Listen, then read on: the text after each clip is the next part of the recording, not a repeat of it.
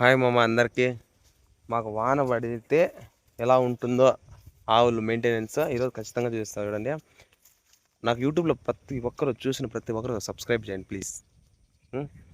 ఎంత వాన పడినా ఏమన్నా గడ్డి కోయాల్సిందే ఖచ్చితంగా వానలో.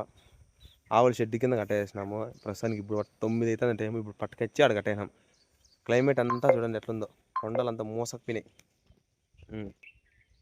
చాలా కష్టం వాన పడితే, అయినా తప్పదు కదా. మనం కష్టపడితే ఏదైనా వస్తుంది అనే దానికి నిర్లక్ష్యం కదా, ఏదో నాకు వాడి తెలియదు వద్దులే. చూడండి ఇప్పుడు ఈ గడ్డి ఎంత పొడి ఉంది చూడండి. అంతా ఆ లాస్ట్ వరకు కోసేస్తే నైట్కి ఇప్పటికి మళ్ళీ రెస్ట్ తీసుకోవచ్చు. మళ్ళీ ఆవులు షెడ్లోనే ఉన్నాయి. వాటికి ఫస్ట్ కోసి వేసినాక మళ్ళీ మేము ఇక్కడ కొయ్యల్ల. ఈడే మా తమ్ముడు.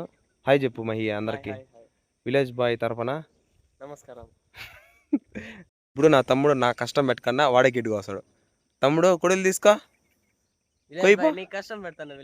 కొయ్యిపోయితే వీడియో ఆన్లైన్ ఉంటుంది. అట్లే మనం యూట్యూబ్లో ఫుల్ వీడియోస్ పెడతాం. ఖచ్చితంగా అందరూ ప్రతి ఒక్కరు లాస్ట్ చూడండి.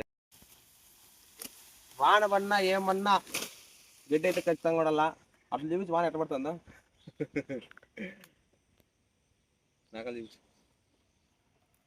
అంటే ఫ్రెండ్స్, వాన అయితే ఏమి ఎండ అయితే ఏమి దేనికైనా సిద్ధంగా ఉండి ఫార్మింగ్ దిగల దమ్ము ఉన్నోడే ఫార్మింగ్ చేయగలడు. సరేనా? ఆవులకి వాన పడతాన్న వర్షంలోనే గడ్డి కోసేసినాం. ఈ కవర్ వేసుకొని నాన్నకన్నా గడ్డి కోసి ఇప్పటికి 3 సార్లు కోసినాం పొద్దున్నే నుంచి. అంతా ఒకసారి కోయించి అంటారేమో, అంటే అంతా కోస్తే అంత టైం లేదు. మళ్ళా ఈరోజు సంతకి అనపకాయలు పెట్టినాం.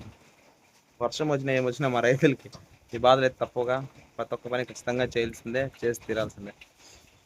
నా వీడియోస్ చూసి సబ్స్క్రైబ్ చేయండి బా ప్లీజ్.